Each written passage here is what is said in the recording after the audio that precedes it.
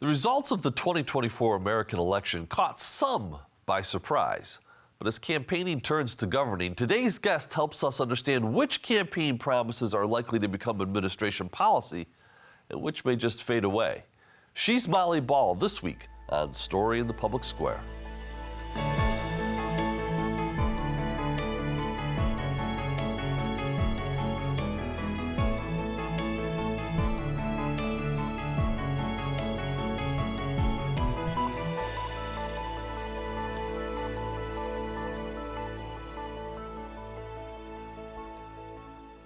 Hello and welcome to Story in the Public Square, where storytelling meets public affairs.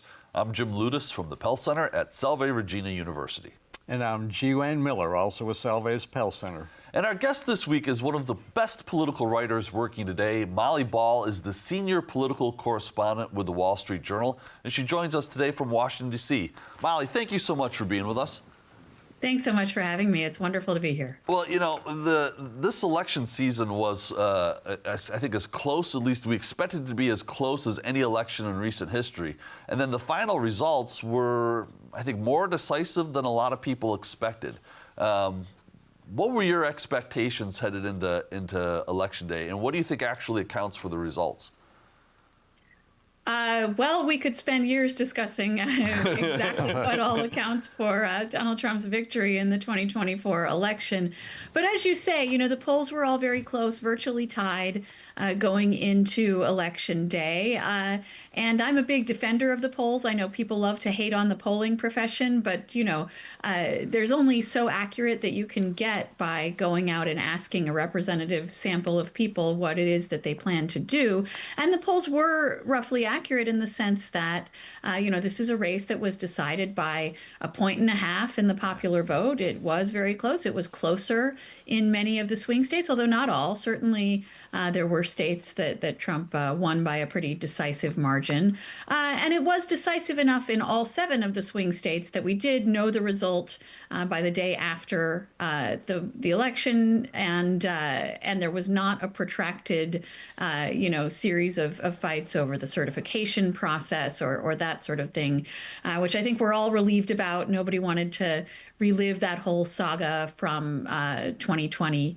But in terms of what accounts for the result, I mean, I think there's a very simple story that you can tell about this presidential election. If you sort of zoom out from all of the noise and the micro controversies and all of the little events that transpired, or even the big events that transpired, like a change of candidates at the relatively last moment. And that was simply that the American people are deeply unhappy with the direction of the country, and they wanted change. And they wanted a big change. They wanted a radical change. They were not dissuaded or concerned by warnings that this would somehow be, you know, destabilizing or extreme or that kind of thing. There's a deep disgruntlement with the, you know, something like 3/4 of Americans believe and have for a long time that the country is on the wrong track, and the incumbent administration, of which both Democratic nominees have been a prominent part, has very low approval ratings. People do not believe they have done a good job handling the economy, do not believe they have done a good job handling the border, do not believe they have done a good job handling foreign affairs. And so it was abundantly clear for many months that people wanted a new direction. And I think it was also pretty clear which candidate more decisively represented a break from the past, even though, of course, he had served in the White House before. I mean, one way of looking at this election is that while Donald Trump was not a popular president during his first term and left office with low approval ratings, the Biden administration proceeded to do such a lousy job in the eyes of most Americans that it made the Trump presidency look good by comparison. And a plurality of voters were ready to go back to that. You know, what do you make of the analysis that says that Biden administration, Democrats did a lousy job of communicating, of listening to what the American public was telling them, and actually communicating a message back that seemed responsive to it, because by a lot of measures, by a lot of indications, just the value of folks' retirement accounts, the overall health of the economy, notwithstanding the inflation and some of those other headwinds, the Biden administration actually accomplished a great deal. Was it lousy messaging, or is there something else at play there that kept them from getting the credit that maybe they should have deserved on that? You do hear this a lot from the president himself and many members of his administration, the feeling that in their view, they accomplished so much, they were very effective. I think what voters look at is results, and they also don't want to hear politicians making excuses or trying to talk them out of their assessment of the situation. I mean, for a lot of this administration, they were trying to tell voters not to believe the things that they saw with their own eyes and felt all around them. The first couple of years of the Biden administration, when, of course, they came in with a lot to handle. COVID was still a very active crisis. Remember, at the beginning of 2021, the vaccines were just beginning to be released, and people were not yet really starting to venture out back into the world. So obviously the administration had a lot on its plate. That being said, for the first year and a half or 2 years, many economists were saying that the amount of stimulus being injected into the economy was going to overheat it, and that it was going to cause inflation. And the administration sort of put its fingers in its ears and insisted that this was transitory and would all go away of its own accord and didn't need to be substantively dealt with. The same thing with the border. The Biden administration immediately upon taking office rescinded a number of executive orders that Trump had put in place to manage the flow of migrants at the southern border. And then when that flow began to surge and we started to see record numbers of migrants coming across the border and seeking asylum, again, for about 2 years, the administration refused to say that this was a crisis and refused to really take any steps to deal with what people could see was going on. I think, it's certainly an American president has a limited amount of control over what is going on around the world. But I think another thing that a lot of voters looked at was to say, we felt like things were relatively calm on the global scene when Trump was in office. Meanwhile, you had, Putin's aggression in Ukraine kicking off a war that has continued to consume the European theater, and that the U.S. has been intimately involved in helping the Ukrainians. You have over the past year and a little bit, a hot war in the Middle East as a result of Hamas's aggression against Israel. That again, these are not American wars. There are not American troops being sent to fight and die. But the U.S. has taken sides in these conflicts in ways that have sometimes been divisive domestically. And so I think people's perception is that the world is on fire, and that whether it's the present administration or simply America's sort of general role in the world, that we don't have a firm handle on it, and we're not fully in command of the situation. So, Molly, can you give us a little more depth on the economy? I mean, some of the indicators were good, some were not good, but on a personal level, on a household level, so many people, and this came up in many stories in the Wall Street Journal and pretty much everywhere, for many families, the costs of living, and that means food, that means gas, that means housing, was intolerable. What factor did that play? What role did that play in swaying people's votes? If you can't afford to live, you might want to go for somebody who promises to change that. Absolutely. I think that was an overriding factor, and we saw both candidates acknowledge it in the way that they talked about their campaigns. in almost all of the pre-election polls, as well as the exit polls after the election. It was top of mind for many voters. I think this is something that historically we have seen. Inflation is deeply distressing to people and destabilizing to governments. That has been true in governments all over the world that have dealt with inflation over the past 4 years.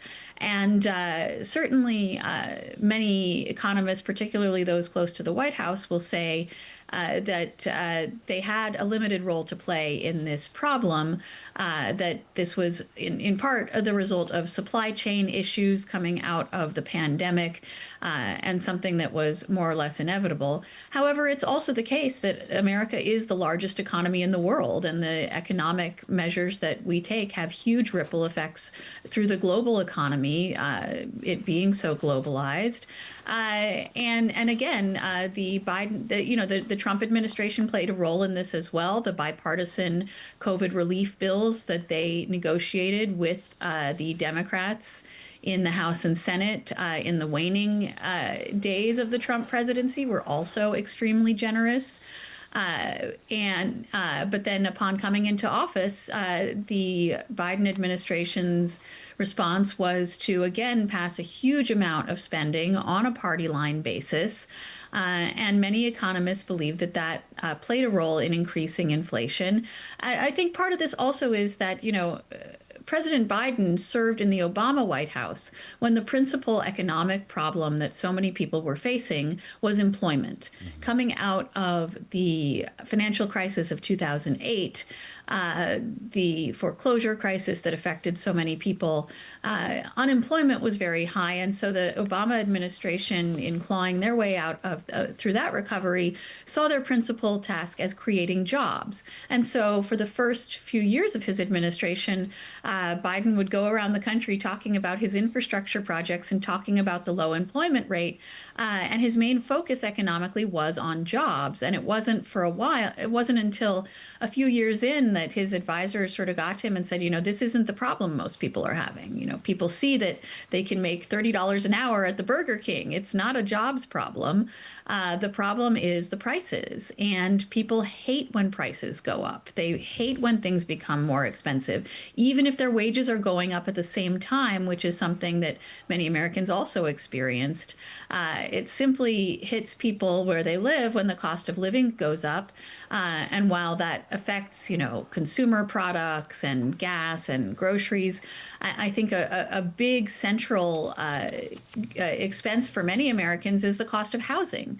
And here you have a unfortunate sort of vicious circle with inflation, where in order to bring down inflation, what do? The Fed raises interest rates. Well, that makes housing more expensive for people because it increases the rate they're going to have to pay on a mortgage.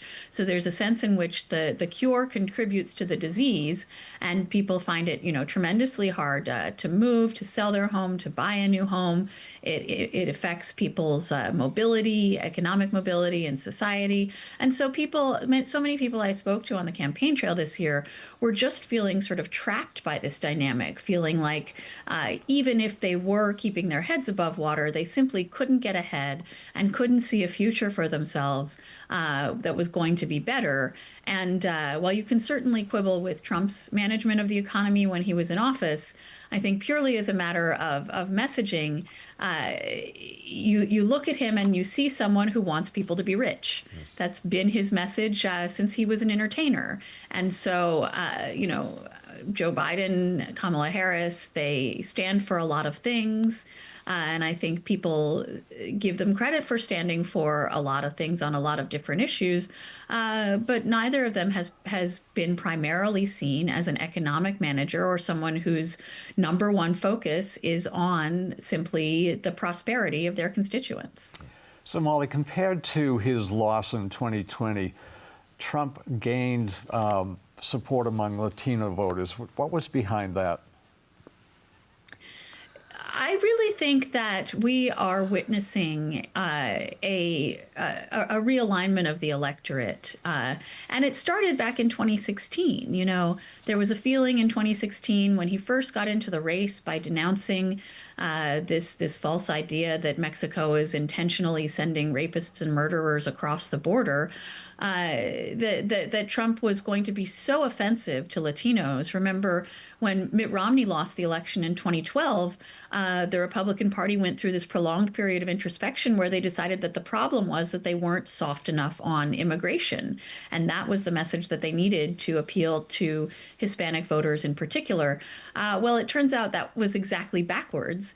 And what a lot of us noticed after 2016, when Trump did not win the popular vote, but of course did defeat Hillary Clinton in the Electoral College, was that when a lot of people expected that messaging of his was going to be offensive to Latinos, in fact, he did better with Latinos than Mitt Romney had. And then in 2020, while he lost that election decisively to Joe Biden, Trump again made great progress with Latino voters, made in some cases double-digit inroads in areas such as the Rio Grande Valley in South Texas.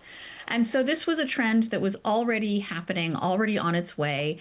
And it was not just Latino voters. You saw this happening with African American voters and Asian American voters as well. So it was really with voters without college degrees, who we tend to shorthand as working class, particularly with men, that Trump's message of prosperity and potentially his message of sort of traditional social hierarchies, whether you're talking about race or class or gender. This is an appealing message to working class voters, and he was relentless about finding these voters where they live, being a part of the culture. You know, I remember speaking with now Senator-elect Ruben Gallego of Arizona, who was a candidate in this cycle and who worked very hard to appeal to Latino, particularly Latino men, in a state where they make up about a third of the electorate. He, of course, is himself Latino. He is actually the first Latino senator from Arizona now. And a point that he made was that, you know, Trump is sort of a part of the culture. He appears at things like UFC fights. He's out there doing these stunts that a lot of Democrats thought were ridiculous, like serving people at a McDonald's. He's you know, got the powerful imagery of having survived the assassination attempt and rather than scuttling away in fear, raising his fist and shouting fight. So there was a lot of sort of larger cultural cachet that I think Trump was able to bring to the table that really broke through to a lot of low propensity voters who may not pay attention to the political press, who may get most of their news from social media, but who will inevitably see these images and hear about Trump as, again, a sort of cultural rather than a political figure. You know, Molly, there's a two-part question that I want to ask, but it starts with some reporting that you did about a rally featuring, if I'm remembering this right, Russell Brand and Jordan Peterson. And I think whoever the headline writer was came up with the headline, I think, Coalition of the Weird. And I'm curious, though, you mentioned sort of Trump's affinity for popular culture and his presence in popular culture.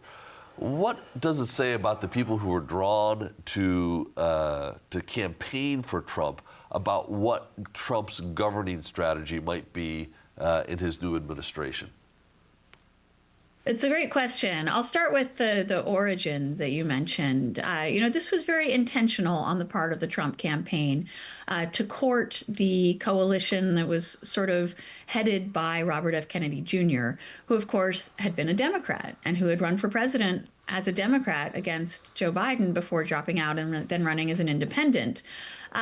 You know, I think there was an attempt by Democrats to marginalize this sort of fringe, and these voters are certainly quite outside the mainstream. You know, you hear a lot of conspiracy theories and that sort of thing, and so, you know, part of the reason that Tim Walz was picked to be Kamala Harris's running mate was when he went on television and said, these guys are just weird. And he was talking about Trump and the people around him. But I think it was also the way the Democrats regarded a lot of these sort of fringe voters in that sort of RFK, Jordan Peterson, Russell Brand coalition. And Trump has always been willing to flirt with the fringes of the electorate. There have always been, whether you're talking about sort of the alt-right and the Proud Boys who Trump repeatedly refused to denounce in 2020, or whether you're talking about these sort of conspiracy fringe, the Alex Joneses of the world, who Trump has had a long relationship with. So when other politicians say, these people are beyond the pale, I don't want to be associated with them, Trump has been willing to take support wherever he can get it in the interest of building as broad a coalition as possible.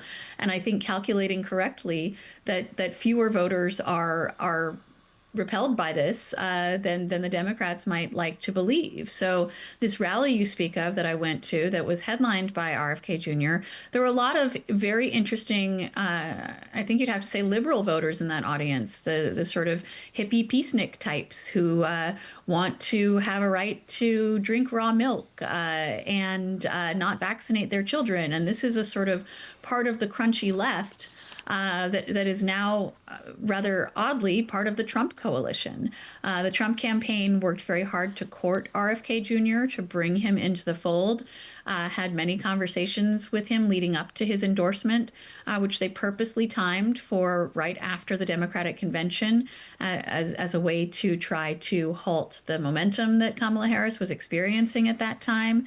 And now we see that in recognition of this broad coalition that helped him get elected, Trump has repaid them with posts in the cabinet, nominating RFK Jr. to be Secretary of Health and Human Services, and nominating Tulsi Gabbard, who was also at that rally that we're talking about, to be Director of National Intelligence.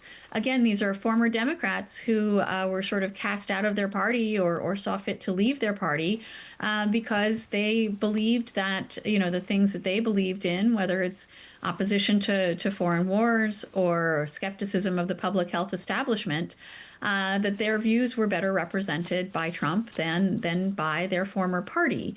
I think there's an added element of this that has to do with Americans' distrust of institutions, from government to the media to big business and corporations.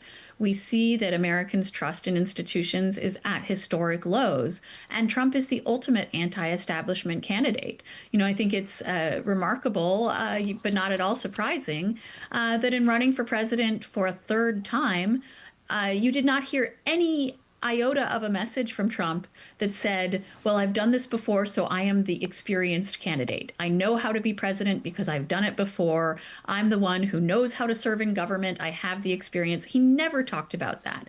Instead, it was as if he were a first-time candidate. He was running as an outsider, running to smash the establishment, running to, discredit these institutions. That he has, of course, played a big role in sowing distrust in, from the FBI and the Department of Justice to, I think, both major parties, Republican and Democrat. So it's going to be an interesting challenge for him to now be in charge of those institutions.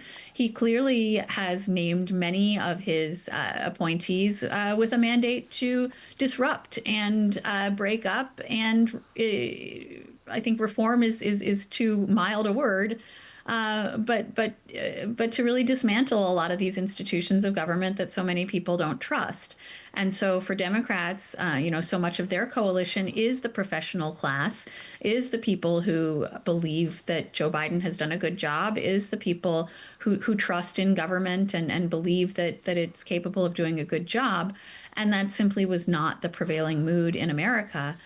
So for Trump going forward with this very sort of motley crew of cabinet appointees, I think it's going to be very interesting to see whether and how they do actually try to take a sledgehammer to these agencies, or whether, as it has done so often in the past, the sort of slow-moving bureaucracy of Washington, the deep state, if you will, once again stymies the best intentions of those who would try to break them up. Molly, we've got just a couple of minutes left here, but what I'm wondering is, do you have a sense of whether or not Trump's desire to break those government agencies, break those institutions. Is that born of ideology of some sort, or is it born of a personal sense of this is what's best for Donald Trump?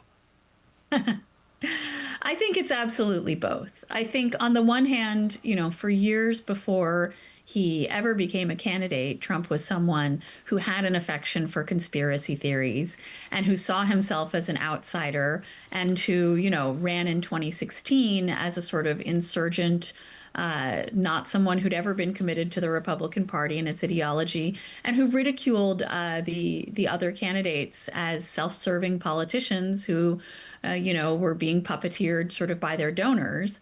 Was that a calculated message on his part that he saw would make him successful, or is that sort of his orientation?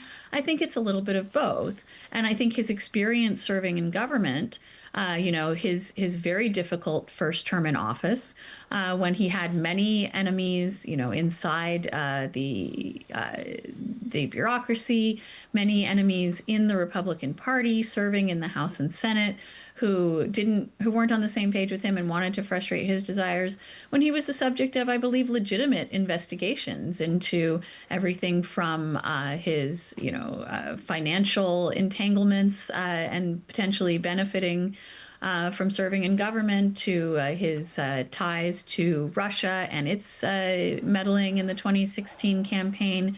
All of these so-called witch hunts that Trump was the victim of served to deepen his distrust of these agencies and to whip up his supporters in opposition to these agencies and these institutions. But I think you have to say that Trump would not have been successful, would not have gotten traction with these arguments if that distrust hadn't already been percolating in society. And indeed around the world, we see these anti-establishment populist parties gaining traction with electorates that have become disenchanted with globalization and with governing institutions. So I think, yes, Trump was being self-serving, as he always is, but he clearly has also been tapping into something deep and authentic in the American psyche at this moment. Molly Ball, we could talk to you all day, but that is all the time we have this week. She's Molly Ball with the Wall Street Journal, and this is Story in the Public Square. You can catch us on social media or visit pellcenter.org, where you can always catch up on previous episodes. For G. Wayne Miller, I'm Jim Ludis, asking you to join us again next time for more Story in the Public Square.